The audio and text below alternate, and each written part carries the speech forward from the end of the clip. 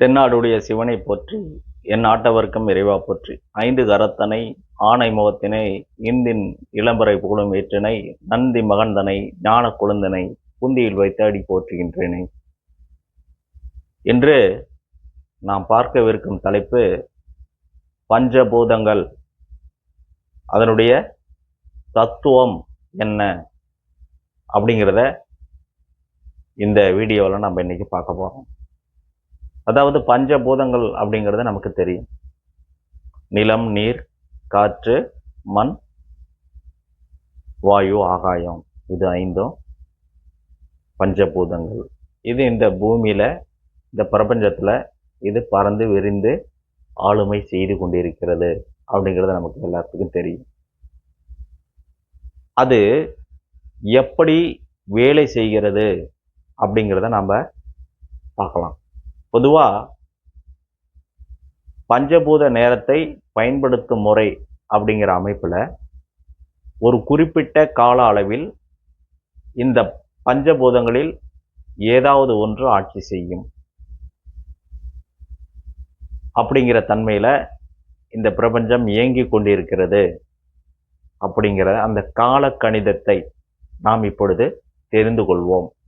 இப்ப காலை 6 மணியிலிருந்து 8:24 நிமிடம் வரை ஆகாய தத்துவம் இயங்கும். அதுக்கப்புறம் நீங்க பாத்தீங்கன்னா 8:25 10:48 வரைக்கும் வாயுனுடைய தத்துவம் இயங்கிக் கொண்டிருக்கும். காலை 10:49 முதல் 1:12 வரை, மதியம் 1:12 வரை நெருப்பினுடைய தத்துவம் இயங்கிக் கொண்டிருக்கும்.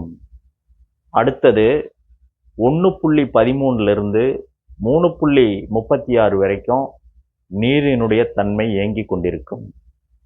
அதே போல 3:37 மாலை 6 மணி வரை நிலத்தினுடைய தத்துவம் இயங்கிக் கொண்டிருக்கும். இது பகல் கால அளவில் இந்த செயல் நடந்துகிட்டு இருக்கும். அதே போல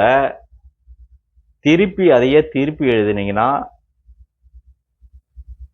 இரவு காலம் பஞ்சபூதம் இயங்கிக் கொண்டிருக்கும் நேரத்தை நீங்கள் தெரிந்து கொள்ளலாம். இப்ப பாருங்க, நான் சொல்றேன். 6 மணியிலிருந்து 8:24 வரைக்கும் நிலம் என்ற பஞ்சபூதம் ஆட்சி செய்யும். அடுத்தது 8:25 10:48 வரைக்கும் நீர் ஆட்சி செய்யும். 10:49 1:12 வரைக்கும் நெருப்பு ஆட்சி செய்யும். 1:13 3:36 வரைக்கும் வாயு வேலை செய்யும். 3:37 6 மணி வரைக்கும் ஆகாய தத்துவம் ஆட்சி செய்யும். இதை நீங்க ஒரு நோட்ல குறிப்பிட்டு எழுதி வச்சுக்கொள்ளுங்கள். இதற்கு எப்படி நாம் பயன்படுத்தி வாழ்க்கையில் என்ன காரியங்கள் செய்யலாம் அப்படின்னு பார்த்தீங்கன்னா, இப்போ அந்த ஆட்சி செய்யும் விதத்தையும் முக்கூண வேலையும் இப்போ நம்ம அதனோட இணைக்க போறோம். இப்போ காலையில 3:37 6 மணி வரைக்கும் ஒரு சாத்வீகமான நேரம்.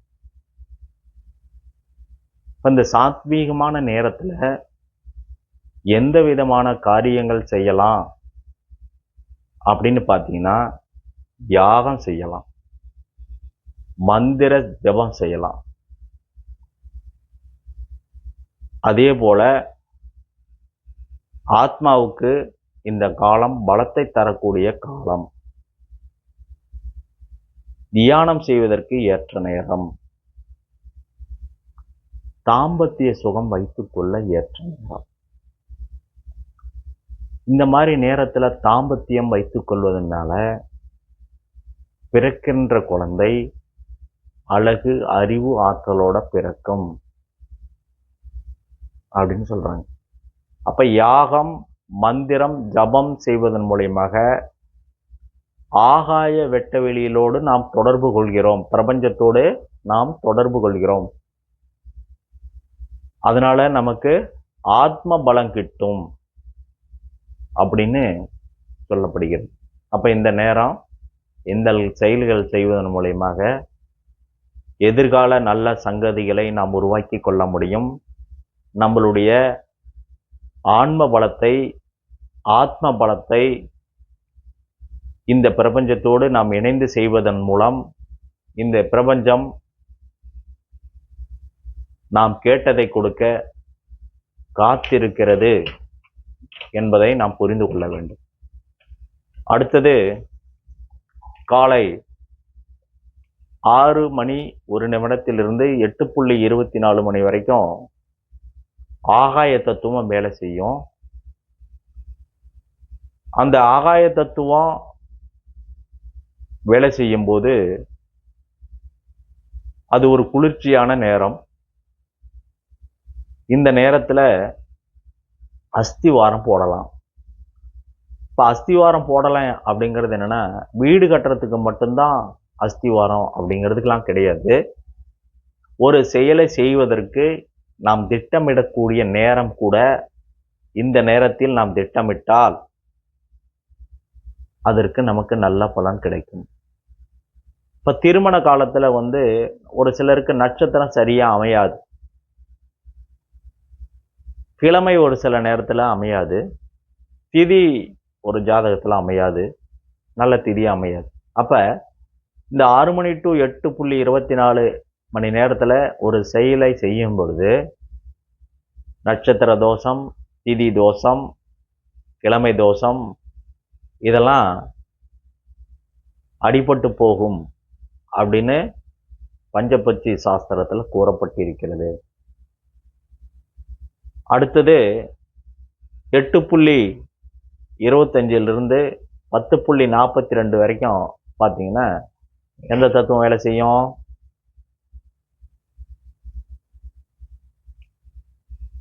வாயு தத்துவம் வேலை செய்யும் இல்லையா? இப்ப இந்த நேரத்துல என்ன பண்ணலாம் அப்படின்னா, தான தர்மங்கள் செய்வதற்கு மிக உயர்ந்த நேரம். இந்த நேரத்துல நாம தான தர்மங்கள் செய்வதால் இரட்டிப்பு பலன் உண்டாகும் அப்படின்னு சொல்றாங்க. அதே போல 10:49 முதல் 1:12 வரைக்கும் நம்ம என்ன வேலை செய்யலாம் அப்படின்னு கேட்டீங்கன்னா, நாம இந்த நேரத்துல நம்மளுடைய உழைப்பை இங்க நம்ம செய்யக்கூடிய ஒரு நேரம். யாரா இருந்தாலும் இந்த நேரத்துல பெரியவங்களா இருந்தாலும் கூட ஏதாவது ஒரு வேலையில ஈடுபட்டு ஒரு 4 பணம் சம்பாதிக்கக்கூடிய ஒரு எண்ணெயும் மனநிலையும் உருவாக்கி அந்த நேரத்துல நம்ம செயல்பட்டோம்னா நல்ல பலனை தரும் அப்படின்னு சொல்றாங்க.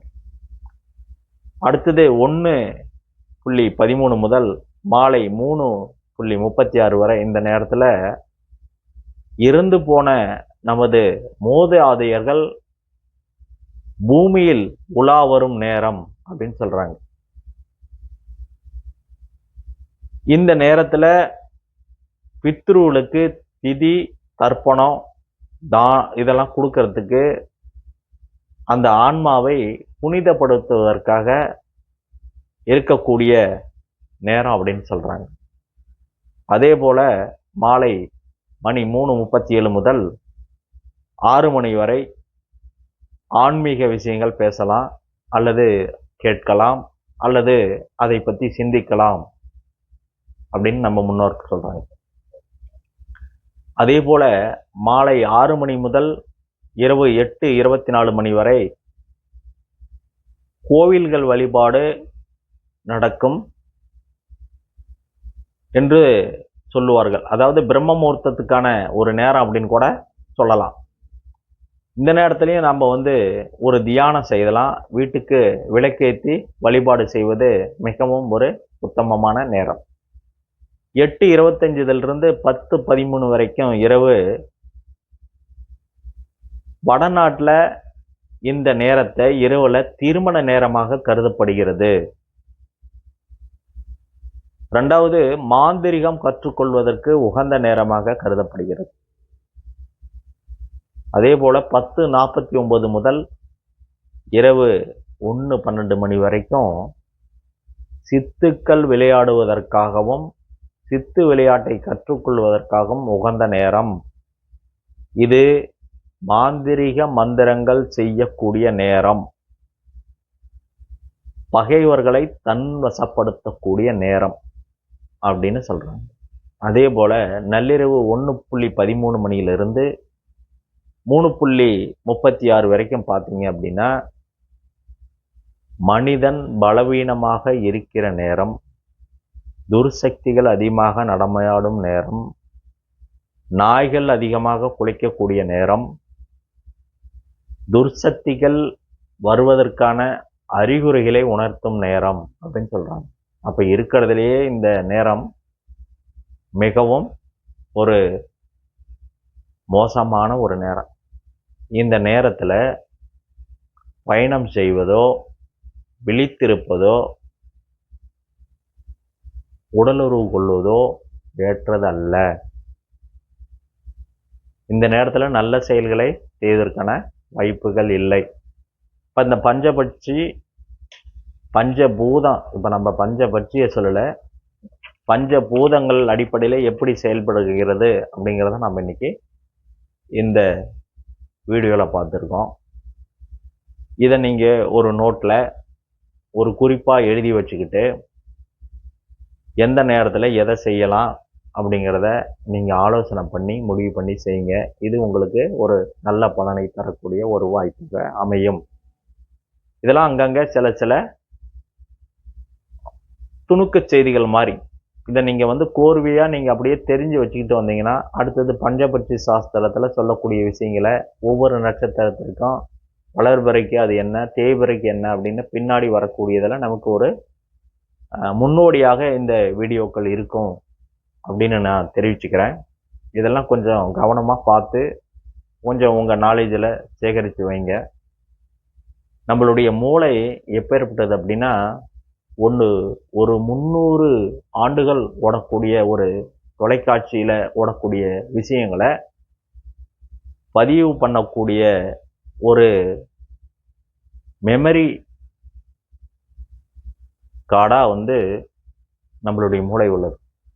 அப்போ பார்த்தீங்கன்னா எவ்வளவு விஷயங்கள் நம்மளுடைய மூளையில் சேகரிக்கப்படும்னு நீங்களே தெரிஞ்சுக்காங்க. நம்ம அந்த மூளையினுடைய வீடியோவை பின்னாடி வரும்போது அந்த மூளையினுடைய செயல்பாடுகள் எப்படி, அது எந்த அளவுக்கு அதில் இருக்குது, அதனுடைய செயல்பாடுகள் என்ன அப்படிங்கிறத நம்ம பின்னாடி அந்த வீடியோவில் பார்ப்போம். இப்போ இதோட நம்ம அந்த பஞ்சபூத தத்துவத்தை முடித்துக்கொண்டு அடுத்த வீடியோவில் வேறு சில விஷயங்களை பார்ப்போம். என்னுடைய பெயர் உபயம் வேலுசிவா.